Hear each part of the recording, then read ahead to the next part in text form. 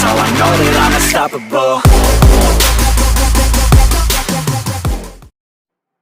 चलिए देखिए इसमें क्या है कि कह रहा है क्वेश्चन है ना, जैसे कि अभी स्प्रिंग फोर्स के बारे में पढ़ रहे हैं, तो find extension in spring at equilibrium, कि स्प्रिंग में एक्सटेंशन क्या होगा इक्विलिब्रियम पे। तो कुछ नहीं, सिंपल सी काम है करना, आपको कर दीजिए। क्या काम है कि इसमें मान लो एक्सटेंशन x1 आया है, इसमें एक्सटेंशन क्या हो जाएगा x2 आ जाएगा, x1 और x2 आ जाएगा इक्विलिब्रियम पे एक्सटेंशन, है ना। तो ऊपर की तरफ इसमें फोर्स लगेगा FSP1 और इस पे कितना लगेगा FSP2, FSP2। तो ये क्या हो जाएगा, तो इसमें टेंशन T2 T1 कितना हो जाएगा आपका, इसमें मान लो टेंशन है आपका T1, है ना, इसमें टेंशन T1 जो कि FSP, तो FSP इज इक्वल टू कितना होगा, FSP इज इक्वल टू आपका K into x, K into x2 क्या होगा बेटा x2, और ये किसके इक्वल है, K इंटू x2 आपके किसके इक्वल है, तो ये होगा इक्विलिब्रियम पे, मतलब नीचे mg है, तो इस mg के बराबर होगा, क्या होगा, इस mg के बराबर होगा। तो ये mg is equal to kx2 है, और आपको x2 निकालना है, तो x2 is equal to mg by k आ गया। तो ये कितना आ गया, तो mg कितना है आपका, mg कितना है 20 डिवाइड बाई k है 100, तो ये कितना आ गया, तो 0. ये 20 पंचे 100 0.2, है ना, x2 कितना आ गया 0.2 मीटर आ गया। अब उसी तरह से x1 निकालिए, तो x1 में कैसे निकलेगा, इसको इक्विलिब्रियम पर लाओ बेटा, तो इधर FSP ऐसे लग रहा है, तो इधर FSP इधर की तरफ लगेगा, है ना, तो इस पे आपके पास दो टेंशन, दो फोर्सेस लगेंगे। देखिए ये FSP2 ऊपर की तरफ, ये FSP2 नीचे की तरफ, है ना, ऐसे। तो यहाँ पे आपके पास ये 1 kg का ब्लॉक है, नीचे की तरफ आपका लगा 1 मतलब 10, और इधर की तरफ लगा आपका KX FSP2 मतलब KX2, है ना, KX2 लगा नीचे की तरफ, नीचे की तरफ KX2 लगा बेटा। ऊपर की तरफ कौन लगेगा, तो ऊपर की तरफ लगेगा आपका FS1 FSP1 मतलब KX1, कितना लगेगा KX1। देखो क्या यही आ रहा है आपका, है ना, आपका भी यही आ रहा है। देखिए तो आपको कैलकुलेट करना है बेटा, है ना, कि x2 कितना है, x1 तो आपने x1 निकालना है, x2 तो निकाल लिया है। तो देखिए कितना होगा, तो 10 plus kx2 is equal to kx1, equilibrium पे दोनों फोर्स ऊपर का नीचे का बराबर हो जाएंगे, तो 10 is equal to k into x1 minus x, तो 10 by 100 is equal to x1 minus x2, तो 10 बाई 100 मतलब 0.1 प्लस ये x2 कितना है 0.2, तो ये 0.2 is equal to x1, x1 आपके पास आ गया 0.3 मीटर, कितना आ गया है आपके पास 0.3 मीटर x1 आ गया। चलिए ये सवाल देख ले, है ना, कि इक्विलिब्रियम पोजीशन पे हमने ले आया बेटा, तो ये जैसे यहाँ पे ऊपर की तरफ ये खींच रहा था स्प्रिंग, यहाँ पे स्प्रिंग इधर की तरफ खींचेगा, इसको नीचे की तरफ खींचेगा, है ना, तो ये ऊपर की तरफ खींचेगा, ये नीचे की तरफ खींचेगा, इक्विलिब्रियम पोजीशन लगा दिया, उससे आपने x1 x2 फाइंड कर लिया बेटा। अब देखिए अब क्या है, अगला क्वेश्चन जो है वो आपका स्प्रिंग के कटिंग पे है बेटा, है ना, कि स्प्रिंग को हमने कट किया, just after cutting the spring, ये सवाल अच्छा होता है ना, अच्छा सवाल में गिना जाता है, ऐसे पूछते हैं एपीएमटी में, नीट में, मतलब पूछते हैं जो भी जेई में है। तो देखिए find the magnitude of an acceleration, है ना, find the magnitude of acceleration of both block A and B. कोई आपके पास ब्लॉक है बेटा ऐसे लगा हुआ है ना, मान लीजिए ये आपका है एक स्प्रिंग है, यहां से एक ब्लॉक लगा हुआ है, यहां से, चलो एक काम करो, इसको पहले टेंशन लगा दो, क्या लगा दीजिए, स्ट्रिंग लगा दीजिए, स्ट्रिंग लगा दिए, है ना, यहां से एक स्प्रिंग लगा हुआ है, ये बी है ना, ये आपका m मास है, ये आपका 2m मास है, ठीक है, ये स्प्रिंग का स्प्रिंग कांस्टेंट k है। अब पूछा है कि अगर आपने इस स्प्रिंग को, है ना, just after cutting the spring, है ना, कि जैसे ही आपने स्प्रिंग को कट किया, इसको कट किया, इस बार स्ट्रिंग को कट कर दिया है, स्ट्रिंग को कट करने पे just after cutting the spring, just after cutting the string आपको क्या निकालना है, एक्सीलरेशन ऑफ 2m और एक्सीलरेशन ऑफ m, दोनों का एक्सीलरेशन निकालना है। तो देखो इसके लिए दो स्टेप्स आप याद रखो, क्या चीज कि सबसे पहला स्टेप जो है उसमें आप इक्विलिब्रियम पोजीशन पे सारे फोर्सेस निकालो, सारे फोर्सेस को कैलकुलेट कीजिए कहां पे, इक्विलिब्रियम पोजीशन पे, है ना। Find all forces under equilibrium, find all forces under equilibrium.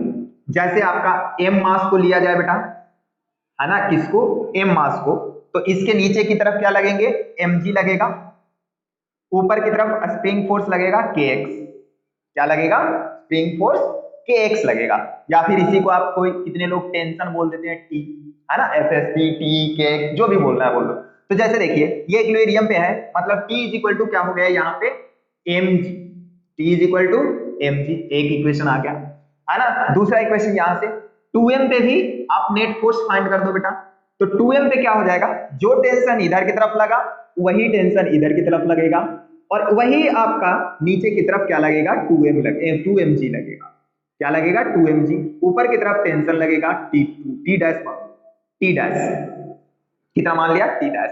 तो आपका क्या आ गया, T dash is equal to T plus 2mg, T plus 2mg, है ना, T dash is equal to T plus 2mg। तो T dash is equal to कितना आया, स्ट्रिंग में टेंशन कितना आया, तो ये आ गया mg plus 2mg is equal to 3mg। कितना आ गया स्प्रिंग में फोर्स, सॉरी स्ट्रिंग में कितना आ गया, रस्सी में कितना आ गया, 3mg टेंशन आ गया, रस्सी में आपका 3mg टेंशन आया है, ठीक है। अब क्या कहा है कि आपने इस रस्सी को कट किया है, रस्सी को कट करने के बाद एक्सीलरेशन निकालना है, तो स्टेप 2 कि टेंशन जैसे ही जस्ट आफ्टर रस्सी जो होता है बेटा, जस्ट आफ्टर कटिंग द रस्सी, उस टाइम पे आपका टेंशन जीरो हो जाता है। स्प्रिंग में स्ट्रिंग में, रस्सी में टेंशन जीरो हो जाता है, बट आपका स्प्रिंग तुरंत टेंशन अपना जीरो नहीं करता है। स्प्रिंग में टेंशन तुरंत जीरो नहीं होता है, बल्कि रस्सी में तुरंत जीरो हो जाता है just after cutting the string, है ना। तो इसको कई लोग लेजीनेस ऑफ स्ट्रिंग भी बोल देते हैं कि स्ट्रिंग में तुरंत टेंशन जीरो नहीं होता है, इसलिए इसको लेजीनेस ऑफ स्ट्रिंग बोलते हैं, सॉरी स्प्रिंग बोलते हैं, लेजीनेस ऑफ स्प्रिंग बोलते हैं, है ना, लेजी होता है, ठीक है। तो आप क्या करिए, सेकेंड पॉइंट लिखिए, just after cutting a string tension becomes zero,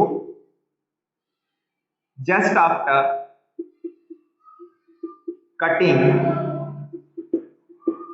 string tension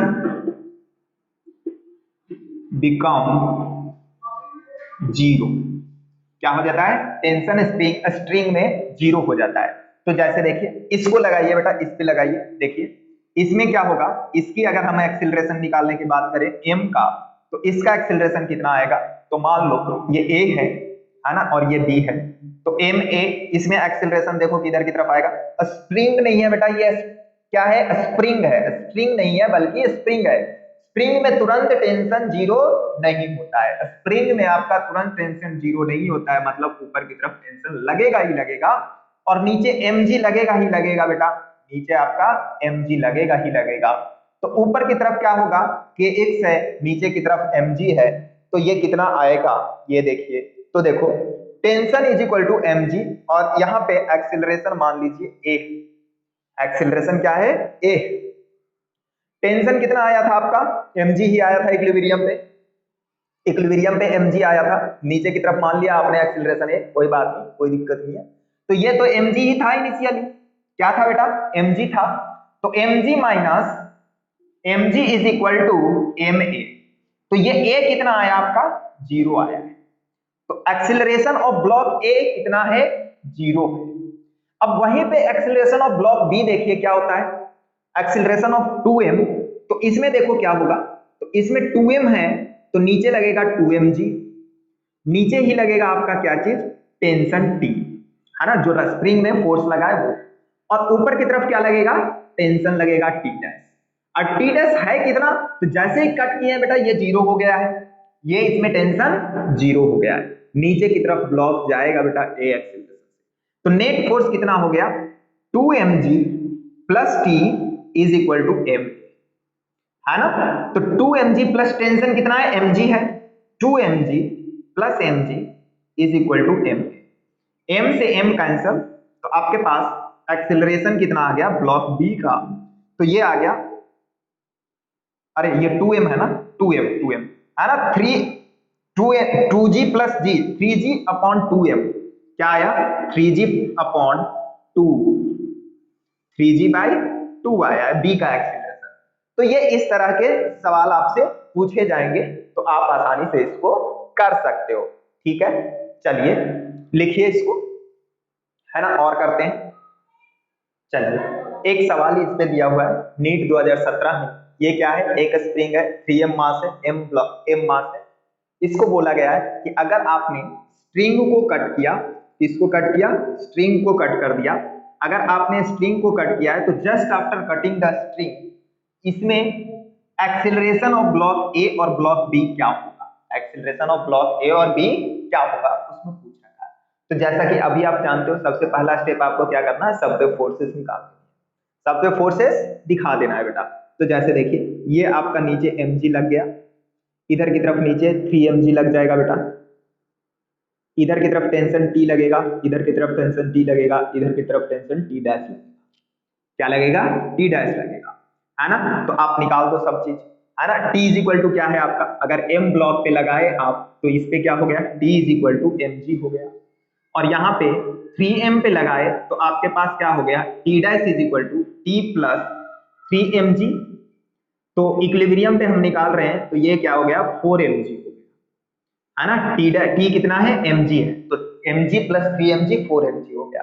अब क्या करना है आपको, अब एफबीडी बना दो बेटा, just after cutting the string आपका क्या होगा, स्ट्रिंग का टेंशन 0 हो जाएगा, मतलब इसका टेंशन 0 हो गया, नीचे आपका mg लग रहा है बेटा, mg लग रहा है, ये मास m है, नीचे की तरफ एक्सेलरेशन a है।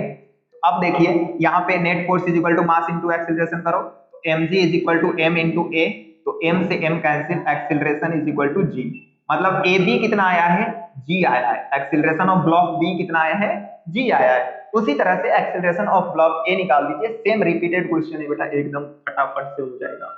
ये 3m ऊपर टेंशन T डैश, नीचे कितना है बेटा, तो m3mg, और प्लस टेंशन कितना हो जाएगा इसमें, 0 हो जाएगा, तो ये टेंशन 0 बट ये 3mg तो रहेगा ही रहेगा, तो ये 3mg, नीचे की तरफ एक्सीलरेशन मान लो, तो एक्सीलरेशन कितना हो गया, टी डैश कितना है आपका 4mg है, कितना है 4mg है। जैसे स्प्रिंग को कट किया, इसको एक्सीलरेशन नीचे की तरफ आ जाएगा, है ना, नीचे की तरफ आएगा या ऊपर की तरफ आएगा, देख लो, जैसे ये 3mg ऊपर की तरफ आ जाएगा, इसमें एक्सीलरेशन ऊपर की तरफ जाएगा, है ना, ये ब्लॉक जैसे इसको काटोगे ऊपर की तरफ चला जाएगा, तो 4mg minus 3mg is equal to ma, और मास कितना है 3 है, तो 3ma, तो m से m कैंसल, मतलब g by 3 is equal to a of a, acceleration of a कितना आया है, तो g बाई 3 आया है, मतलब कौन है answer, B answer is correct. ये 2017 नीट में पूछा, 2017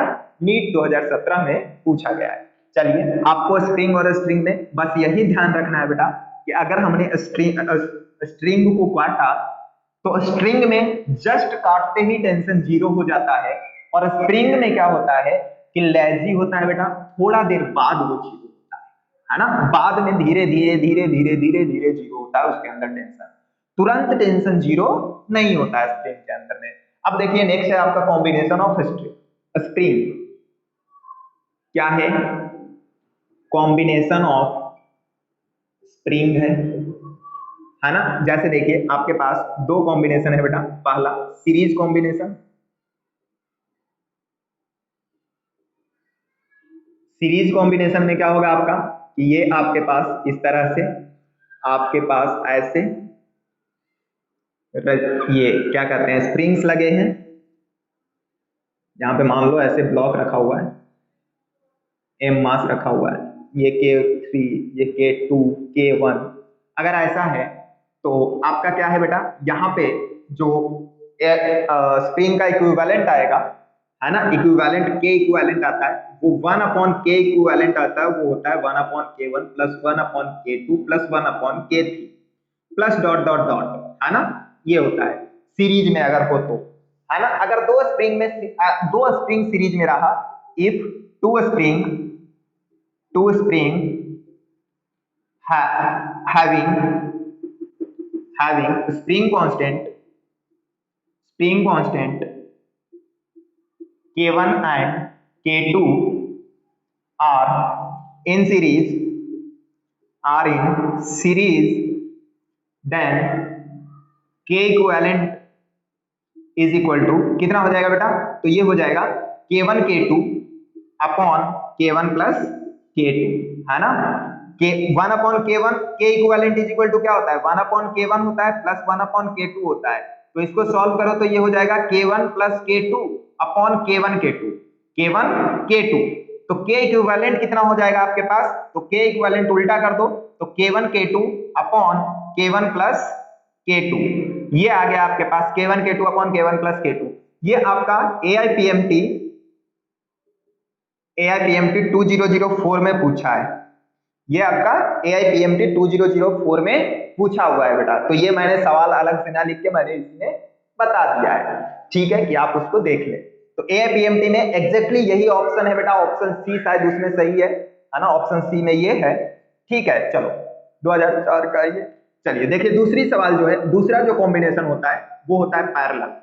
कौन सी combination? Parallel combination. Parallel combination के दो तरह के सर्किट्स आपको दिखेंगे, दो तरह से सिस्टम बनाए हुए दिखेंगे पैरेलल में, है ना? पैरेलल में कैसे दिखेंगे? तो वो रहेगा इस तरह से, एक कि आपके पास ये इस तरह से ऐसे है, यहां से एक स्प्रिंग है ये और दूसरा स्प्रिंग है ये, इस तरह से यहां पे ऐसे ब्लॉक रखा हुआ है ना? तो अब देखिए इसमें आपको दिख रहा है ये K1 और K2 कैसे हैं? पैरेलल में। तो इसमें K इक्विवेलेंट कितना होगा? तो K इक्विवेलेंट हो जाएगा K1 plus K2। K equivalent is K1 plus K2 similar to capacitance. बेटा किसके सिमिलर होते हैं? कैपेसिटर के सिमिलर होता है। अब उसी में देखिए कि अगर दूसरा जो होगा आपके पास, दूसरा जो कॉम्बिनेशन देखने को मिलेगा इसमें, वो ये मिलेगा ऐसे और ऐसे, इधर से भी एक लगा हुआ रहेगा ऐसे। तो ये K2 ये K1, अगर ये इस तरह से भी दिखता है ना तो आपका ये दोनों फिर से क्या है? पैरेलल में ही है। क्या है? पैरेलल में ही है। तो इनका भी K इक्विवेलेंट कितना आएगा? K1 प्लस K2 ही आएगा, K1 प्लस K2 ही आएगा, ठीक है। तो इसको लिखिए। चलिए अगला देखिए, ये क्या है? पार्ट्स ऑफ स्प्रिंग के बारे में है, मतलब स्प्रिंग को कट कर रहे हैं, है ना? स्प्रिंग को इस बार कट करके पार्ट कर दे रहे हैं। तो जब भी आप स्प्रिंग को किसी भी रेशियो में कट करते हैं ना, तो उसका जो K होता है, स्प्रिंग कांस्टेंट जो होता है, वो इनवर्सली प्रोपोर्शनल टू लेंथ होता है। K क्या होता है? इनवर्सली प्रोपोर्शनल टू लेंथ होता है, यही आपको ध्यान रखनी है। जैसे देखिए आपके पास ये एक स्प्रिंग है ना? इस स्प्रिंग को हमने कट किया बेटा 1:1 के रेशियो। इसको कैसे कट किया? L लेंथ था इनिशियली, इसको हमने 1:1 के रेशियो में कट कर दिया ऐसे। तो ये 1, ये भी 1, तो 1:1 के रेशियो में जैसे ही हमने इसको कट किया है तो इसका जो लेंथ होगा, इधर वाली लेंथ कितना हो जाएगा? L 1/2 इंटू L, और ये हो जाएगा 1/2 टोटल 2 है ना, इंटू L। तो ये हो जाएगा 1/2 इंटू L, 1/2 इंटू L। इसका जो K होगा, इसका K इनवर्सली है बेटा, तो L/2 हुआ है, K L लेंथ आधा हुआ है, तो K क्या हो जाएगा? डबल हो जाएगा। तो इसका 2K हो जाएगा, इसका भी 2K हो जाएगा। स्प्रिंग कांस्टेंट क्या हो गया? डबल हो गया, पहले से डबल हो गया। उसी तरह से अगर मैंने 3 पार्ट में इस लेंथ को, ये जो लेंथ है L है, इसको मैंने 3 रेशियो में डिवाइड कर दिया, है ना? इस तरह से कैसे? 1:1:1 में 3 पार्ट में डिवाइड किया है और इक्वल पार्ट में डिवाइड किया है। किसी भी पार्ट में डिवाइड कर सकते हो, वो आपके पास। इक्वल में मैंने कर दिया, तो ये क्या हो जाएगा?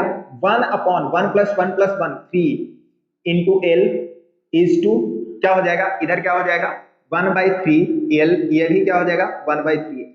तो स्प्रिंग कांस्टेंट क्या हो जाएगा? इसका भी 3 के ट्रिपल हो जाएगा, इसका भी ट्रिपल हो जाएगा। तीनों अलग अलग करेंगे तो अलग अलग 3 के 3 के 3 के आ जाएगा। ये आपका स्प्रिंग कांस्टेंट की कहानी है। अगर आपने n पार्ट में इसी को डिवाइड कर दिया, n पार्ट में बेटा, है ना? कितने में? n पार्ट में डिवाइड कर दिया, तो 1:1:1:1:1